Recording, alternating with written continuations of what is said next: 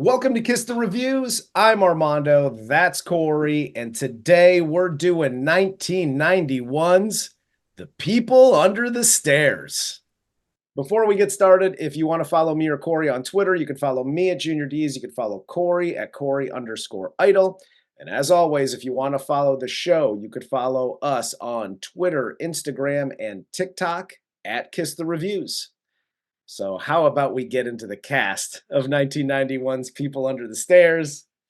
This film stars Brandon Quintin Adams as Fool, Everett McGill as Man, Wendy Robie as Woman, AJ Langer as Alice, Ving Rhames as Leroy, and Sean Whalen as Roach. So you and I talked a little bit before we recorded. Which we typically don't talk about the actual movies before we record because we try to make everything as genuine as possible. But I couldn't hold back on this one. And I'm going to go ahead and give props to Wes Craven as the writer and director of this because this movie is craziness from start to finish. Yeah, this is really good. It's like I was surprised. I didn't think it was possible to have this many what the fuck is happening in a good movie, but I did. Yes. I sure did. I'll tell you what, man. It's been a long time since I've seen this. I need to revisit this again because I know I missed a lot this time through. I'm gonna have to rewatch this very, very soon because there is just so much going on all throughout this movie, and I know I missed a bunch of shit. So yeah, I'm ashamed to say that I actually own this on DVD, and it has been collecting dust for a very long time. And that will no longer be a problem. Exactly. And it needs to not. Like you need to like play this on a constant rotation because I was pleasantly surprised because I remember when we first decided to do it and I was like, People Under the Stairs, like normally horror movies and movies like this, they kind of pop out and you're like, oh yeah, I remember that one. That one was good or that one sucked or whatever. Those are your initial. I was like, People Under the Stairs, man. I just don't remember a lot about it. And pleasantly surprised. We'll just say that. But yeah, and I think I have to do this real fast just before we jump into the actual film. Corey's Life Lessons. Hi, film buffs. Uncle Corey here. You see how I just casually mentioned that I owned a DVD and then I let it go? I don't badger people on Twitter about my physical media collection. I don't show it off to another collection of fucking snobs. It's great that you own physical media. It's great that you own streaming media. Who gives a fuck? Stop with this whole thing. It's so stupid. Like, we need one more thing to divide any group of us anymore. We're good. I am turning this my whole office studio area now into a physical media room, and I'm gonna do nothing but record TikToks about it, like, and send shit out on Twitter. Like that's my goal is to piss you off moving forward. Oh, I just won't watch. I'd never watch your shit anyway. Why would I start then? Fair enough. Let's move on into this movie. So this film opens in Fool's apartment in LA. It's his 13th birthday, and he finds out from Leroy that he and his family are getting evicted, and he offers him a job where he can earn money to help his family stay in the apartment. Yeah, this is the classic tale. The classic tale. Heading down that road. Yes, and I'm going to go ahead and do a quick don't do that here. Don't do that, it's not good for you. Hi, boys and girls out there. So you've fallen on hard times. Shit's really difficult. You might even be getting evicted in 48 hours. If somebody comes up to you and says, hey man, you're going to get evicted in 48 hours if you don't come up with X thousands of dollars, I can get you that X thousands of dollars in 48 hours? Just tell him no. That's a hard pass, guy. Just get evicted and take your chances. Because the other way, taking the job, believe me, it's been offered. The offers have been aplenty on my end. And I've passed for one simple reason. This doesn't do well in jail. No. And your name isn't Poindexter or Fool. Worst case scenario is jail. That might even be best case scenario. Worst case scenario is literally everything that happens after this scene in this movie. You were correct. With that, Leroy takes Fool to scope out this house, his landlord's house, and apparently there's rumors of riches and gold and all kinds of shit in this guy's house. So they scope out the house. Fool tells him and his partner that the house has barred and locked windows, and then Spencer, Leroy's partner, then dresses up as the gas man and gets into the house by, oh, let me check your meter in the house. We don't have a meter. Sure you do. Oh, you do, and we have the legal right to come in. Okay, guy. But before that, I do have to add an addendum to your don't do that. Corey's life lessons. Hi, boys and girls who have fallen on hard times. Uncle Corey here with an asterisk. If you have the chance to rob your landlord to pay your landlord back for your rent, do that fucking shit now. I would agree with you if it was a normal landlord. Stick that guy up. Oh, yeah. Well, but if you go to the house, like literally right here, Spencer goes in, right? I'm the gas man and whatever. So he goes in and they don't see him. Leroy immediately is like, oh, the old lady's leaving. Spencer's in there stealing all the goods. What is he stealing? Her Werthers? Come on. Like, what's going on here? Give the guy a minute in the house. But he doesn't. He's like, cool, let's go inside. The minute Leroy and Fool walk into this house, and there is a cast iron metal door that is like latched shut. And then you get that. And then there's a Rottweiler. And I'm good. I'm done. And I'm out. Dude, if I walk on a porch that's as dirty as this one, I'm out. There's no fucking way I'm going in that house. This is like if the people from The Hills Have Eyes moved into like an upper class neighborhood. Like, right, and became landlords. You were right. This is so absurd. It is. And they just stroll the fuck in.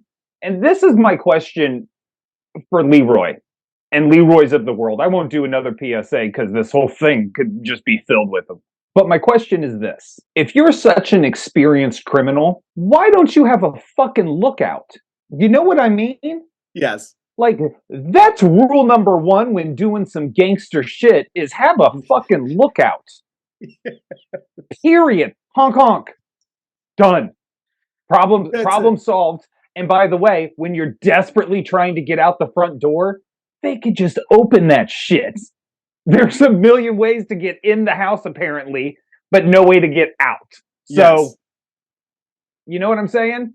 Have a lookout, kids. Just a heads up for you guys. If you're breaking into your landlord's place, just have a guy on the outside just in case. Yes. If any of you viewers use our advice to fucking come back and rob us, I'm going to be bullshit.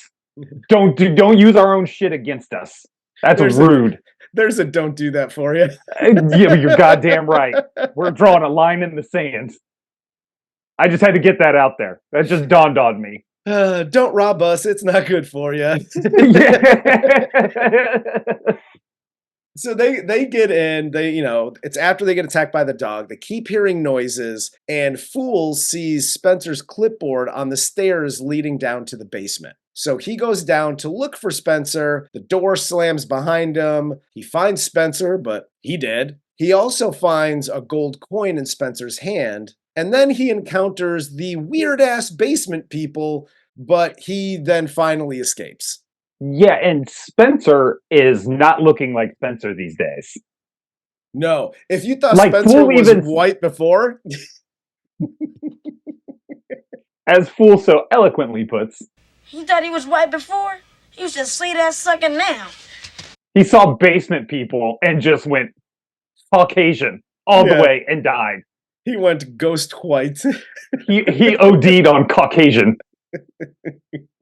He sees man and woman come home and also finds Leroy upstairs. They go to escape, but they can't get out of the house. The man shoots Leroy and he goes tumbling down the stairs. Fool hides in a corner and then goes into the vent where he sees Alice. And this is where we really get to start to see how fucking batshit crazy man and woman are. yes. Because, like, he's there, I got him, I got him, I got him. Which, I mean, in all honesty, that's kind of how I dance when people break into my house. I'm like, yeah, party time. Like, I'll just say this. The whole leather daddy of this all, that's a Tuesday at my crib, yo. Dude. We're just fucking chilling in leather all day long. Running around with a sawed off. I gotta ask, because after this, Fool gets out of the vents. He goes through this open door. It's a bathroom, and him and Alice have this back and forth for a minute. She tells him about how the basement people came to be, and they're all bad boys and yada yada. This is where we get Roach coming into play, and he's the baddest of the boys that they've stolen or adopted, or we really don't know like how this all came to be. But Daddy then has to dress up here like the Gimp and go hunting for Roach with, like, I don't even know how this came to be in the script. Like, Wes Craven he was just like, oh yeah, and then the daddy goes and he gets a shotgun and he starts chasing, Roach and whatever. Oh, and he has a full Gimp suit. Yeah, I know exactly how this came to be. Because if he had his hard penis out and was going, oh, chasing me down a hallway, top 3 nightmare of all time. Are you fucking kidding me? So just him fully clothed in the leather daddy outfit, going, oh, running down the hallway, chasing a person. That's like top 15 nightmares. That's scary as shit. This goes from like, this is kind of a creepy horror movie, almost like a Tales in the Hood kind of movie. It had that kind of feel to it. And then it goes from like creepy horror to like, what the fuck is going on? Let me tell you, I don't know if Wes Craven counts his black friends like I do, but he's at least got 3 of them. Because he nailed white people and how black people think white people do shit. Because this is perfect. Yes, 100%. So after, Leather Daddy goes on the hunt, the cops come and, the nice white folks talk to them about the van that's in their driveway, and then the cops leave. But Mommy and Daddy figure out that there's also a kid in the house because they see the Cub Scout outfit. Yeah. And the man sniffs it. Yeah, he does. He sniffs it in the crotch. Oh my God. Dude, every little way they can make these guys creepy is amazing. And side note, I'm actually going to see a psychologist pretty soon because as crazy as this bitch is, I have such an affinity for redheads. I'm like, I'd probably still hit it. Hell yes. I'd roll the dice and take my chances. You need to book that appointment soon, guy. Fool here then gets saved by Roach. They go through the walls to get away from Daddy Leatherface. And Fool and Roach then get caught in Alice's room. And then Roach gets away through the wall, but he gets shot, and Fool gets thrown in the basement. And Alice gets like the mommy dearest treatment here. Like this is where shit gets like, if it's not crazy enough because you got Leather Daddy and you got crazy like basement people, wall people, and you're trapped in the house, and now you have the mommy dearest. She throws her down the stairs, right? And she's like, clean up the blood. And when she throws her, she slips on the blood. She gets blood all over her, her white dress. And then the next scene, they cut to the basement, and then they cut to her in the bathroom with the steam coming off the tub. And she's like, you got fucking blood all over your goddamn dress. It's all like that. I don't know what about that, but it was so it did have that mommy dearest feel to it, and it was so Oh yeah. creepy, and it was so just like you're mortified, but I was also like, "Oh my god, this is the fucking best." How they shot it, her putting her in the hot water, obviously, it's not, like, scalding hot, but just the acting in that scene was Oh fantastic. yeah. No, all of it's fantastic. And it did. It had that air, like the cruelty of a drill sergeant in basic training. Like no matter what, you fucked up. They're Yeah. making an example out of you regardless of what you did. And just that added cruelty of like throwing her into this swimming pool full of blood and then like clean it up and she's got like a sponge. She's just drawing a sponge back and forth in this fucking pool of blood. And then she walks away with a couple dribbles of blood on the bottom of her dress and she's still getting dealt with like that and thrown into the pool or thrown into the tub and scrubbed and Yep. yo. And I agree with you. Like Alice's screams here were, I mean, that Yeah. sold it. The second her fucking big toe touched that water, Oh, she yeah. was screaming. And if Yep. anybody's ever gotten too hot of water, that's the exact fucking reaction you have. Like her whole body tensed up. That was amazing. I don't know if they pulled some Linda Blair on the Exorcist set shit and really dumped this bitch in some boiling water, but she did it perfectly. Yeah, I typically don't make noises like that when the water's too hot when I get in the shower. I typically make like, "Oh, oh, oh, oh." Like those are the noises that I make. That's what I make when it's perfect.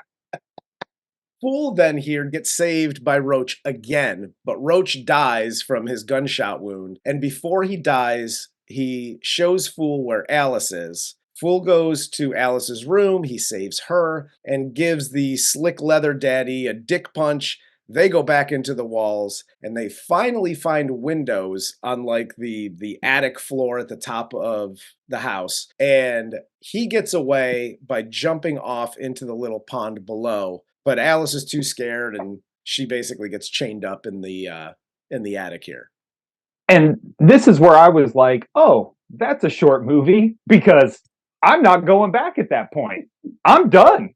I thought I'm not even going he's like, I'm going to call the cops. And I'm like, oh, yeah, you should do that. That part didn't even dawn on me. Like, I got some coins. I'm good. I made it out of Hell Night with my mom's cancer taken care of and rent paid, what do you say, till like the year 2000? Yeah. I'm straight. Yes. Kiss my ass, Alice. I told you to get the 100%. fuck out that thing. And you were like, no, I ain't doing that. Listen, your problem. That's on you. At this point, that's on you. I got out. I gave you an option out. You said, I'm scared. Well, tough titty. Like, now I'm home. I got a fistful of gold coins. I take it to Grandpa Booker, who tells you that, rent's going to be paid forever. And you then leave. You call the cops. And I was like, okay, good on you. You call the cops. The cops will show up. And then this will be the end of the movie. I was so into this movie, I didn't even check the timestamp on where it was. But there's still another 20 minutes left in this movie at this point. Oh, yeah, and they cram a lot into, like, they cram so much into this, I think Eminem wrote the last 20 minutes of this fucking thing.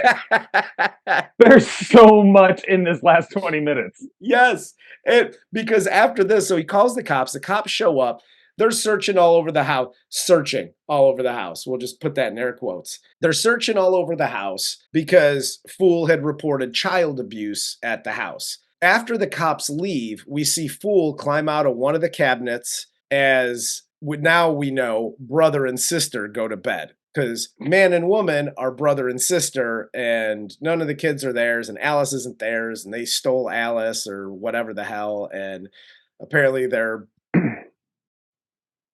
like Pornhub in their bedroom upstairs. I was going to say, this is like when Pornhub goes wrong.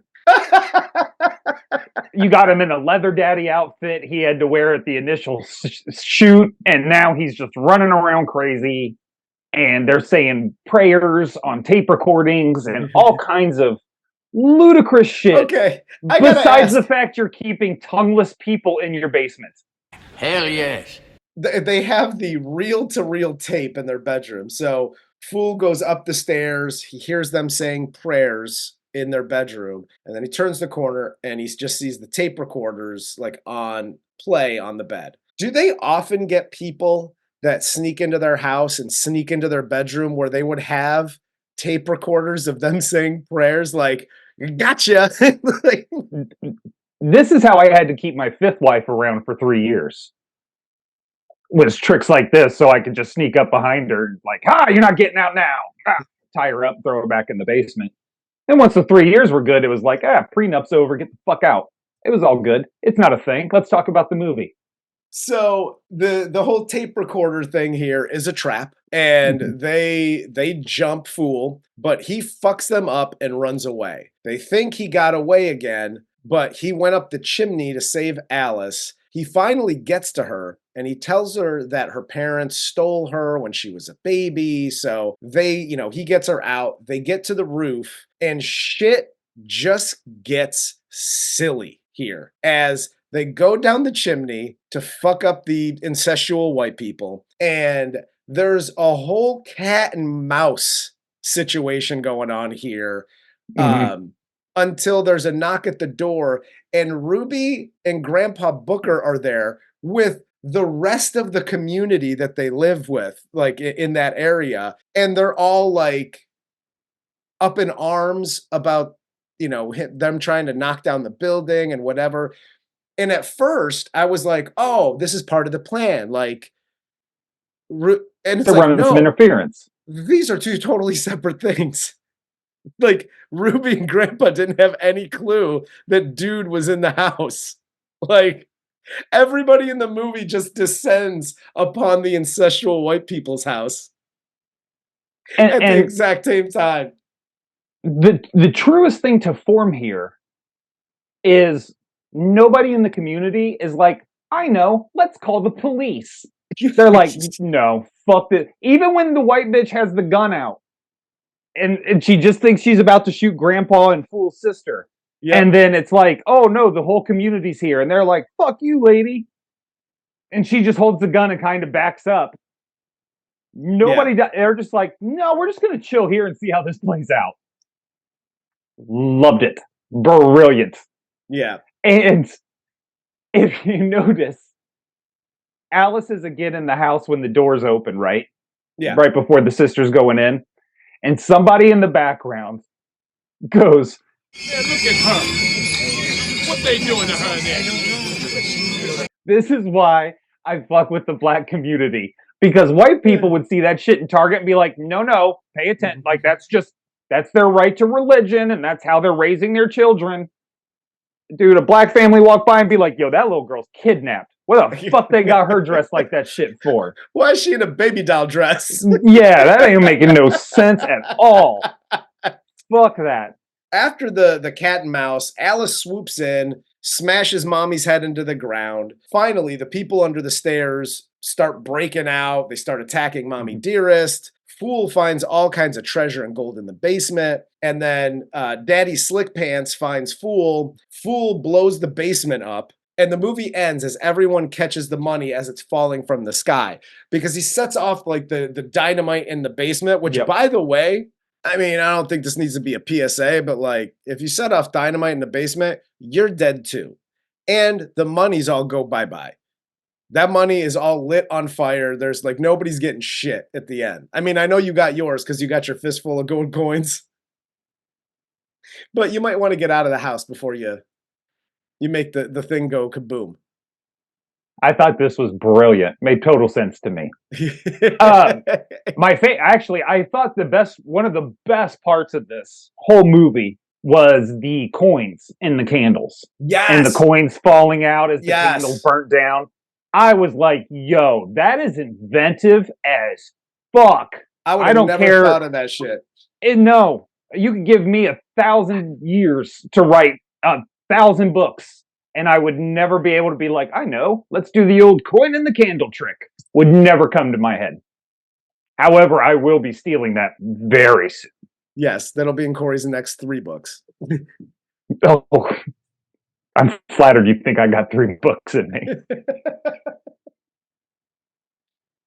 Oh my God. No, dude, literally this at the end of this movie, I was kind of floored Mhm. because I thoroughly enjoyed this movie. It was action packed. Um, this didn't come across to me as like a Wes Craven joint. It just Mhm. it didn't have that look and feel that a normal like Wes Craven movie does, but it was so interesting. Like the horror's good, the people under the stairs Mhm. and yada yada, and you got crazy basement people and Roach climbing through walls and but just the entire story and everything involved. And again, there was so much going on in every scene Mhm. that I was intrigued from front to back. Like we always talk about having to take breaks sometimes when we watch these movies. And it's like, Jesus, this is a bit of a slow burn. I need to take a 15, before I come back to this. Yeah, yeah. Dude, one sitting through this and we got to the end, even though I thought it was the end probably 4 times. But when we finally got to the end, I was like, dude, I thought it was great. I thoroughly enjoyed myself throughout this whole movie. Yeah, having not seen it in a long time, and now watching it, having watched a number of Wes Craven movies since then, most notably Scream, I see a lot more of where he got his sense of humor for Yeah. movies like Scream and this, because this is a good horror movie. It Yep. is fast paced, it's intense, but also it is fucking intentionally hysterical. Yes. Like it is on purpose hysterical. And I absolutely love that aspect. I don't know.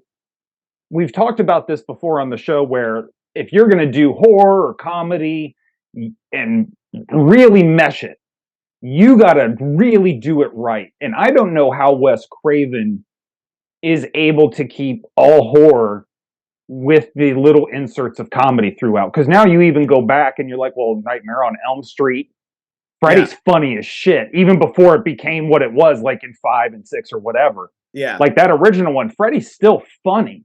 Mhm.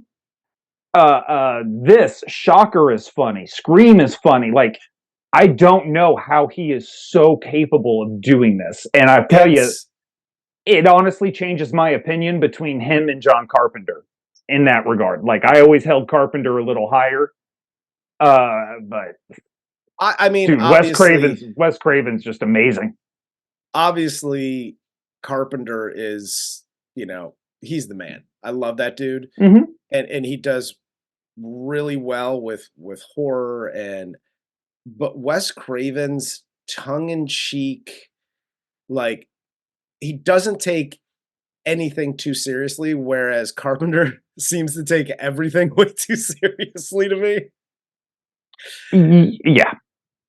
So I would say like the sadism that you need in a horror movie is yeah, not lost. It's actually enhanced by the comedy Wes Craven provides in it. 100%. 100%. I've always loved Wes Craven. I've always loved if his name is attached to something, I'll at least check it out. Mm-hmm. And this is no different. So if you guys overlooked this one or haven't seen this one in a while, definitely revisit this. I think I watched it on Amazon possibly. I don't even remember at this point. Like all the Yeah. streaming services, except for Shutter, all the streaming services are just kind of like meshing together at this point. But I think this one was on Amazon. But it's a great watch. I love this movie to this day. But that's all I got. You got anything else?